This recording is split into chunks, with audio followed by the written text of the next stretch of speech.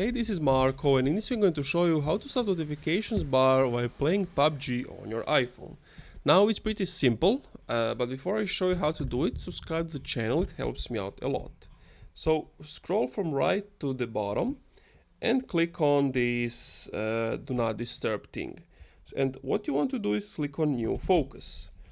Now once you click new focus, you have a pre-default one that says gaming. So let's click on gaming.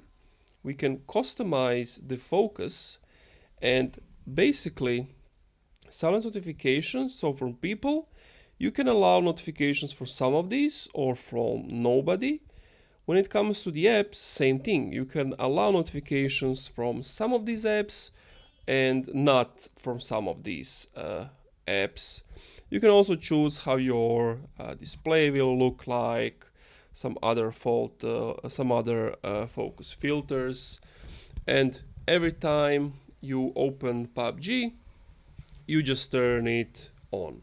Now there's an automatic feature where it turns on automatically if it sees a wireless control connected, but if it doesn't, just scroll down, turn it on, you just tap on it, and that's it.